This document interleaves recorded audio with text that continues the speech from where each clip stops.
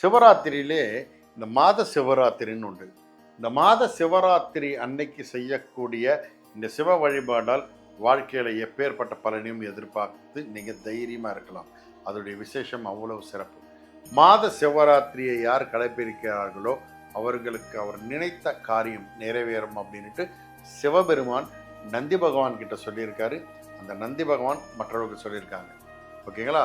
மாத சிவராத்திரி கல்பம் அப்படின்ற ஒரு புக்கில் இதை பற்றி பல விளக்கங்கள் கொடுக்கப்பட்டிருக்கு. சாய்ராம் வணக்கம். ஒவ்வொரு நாளும் உங்களுக்கு சிறப்பான தினமாக அமைய என் வாழ்த்துக்கள். சிவராத்திரியில் 5 சிவராத்திரி இருக்குங்க.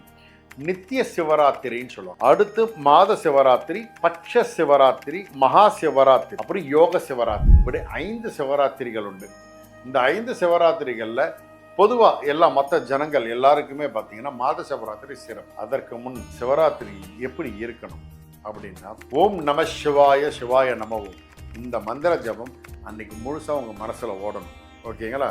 என்ன மந்திரம்? ஓம் நம சிவாய சிவாய நம ஓம்.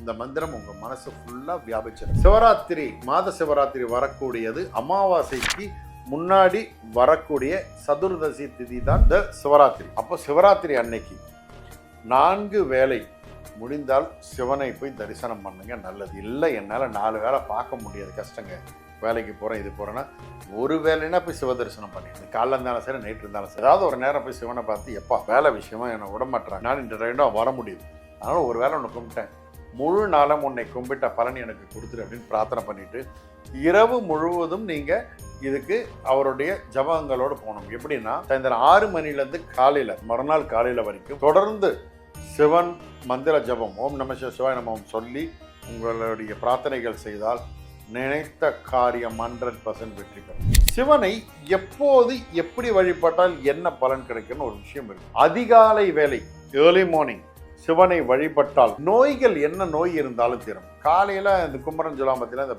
பிரம்ம முகூர்த்த பூஜை பண்ணுறலாம் சொல்லுவாங்க. அந்த டைமில் நோய் இருக்கிறவங்க பிரம்ம முகூர்த்த நேரத்தில் எந்திரிச்சு, ஈஸ்வரா என் வியாதியை நிவர்த்தி பண்ணுன்னு சொல்லிட்டு பிரார்த்தனை பண்ணுங்க, வியாதிகள் விலகும். அதிகாலை வேளையில், அதே போல் பகல் வேளையில் சூரியன் இருக்கக்கூடிய அந்த பகல் வேளையில் ஈஸ்வரனை வணங்கினால் நினைத்த காரியங்கள், விரும்பிய காரியங்கள், நினைத்ததில்லை நீங்கள் விருப்பப்படக்கூடிய காரியங்கள் நிறைவேறும். இது அதோடைய மிக முக்கியமானது. அதே போல் இரவு நேரத்தில் சிவ வழிபாடு செய்தால் மோட்சம் கிடைக்கும். மோட்சம் கிடைக்கும்னா என்ன அர்த்தம் அப்படின்னா, சிவன் நிலையை அடையலாம், நல்ல ஒரு வாழ்க்கை அமையும், வாழ்க்கையில் ஏற்றங்கள் கிடைக்கும். ஓகேங்களா? அடுத்த ஜென்மம் வேண்டாம் நினைக்கிறவங்களுக்கு இது ஒரு வரப்பிரசாதம். ஓகேங்களா? இல்லாத ஜென்மம் பற்றி எனக்கு என்னங்க தெரியும் அப்படின்னா, அடுத்த ஜென்மம் இனிமையான நல்ல ஜென்மமாக அமையும். இப்போ படுற கஷ்டம் அடுத்த ஜென்மத்தில் வராது.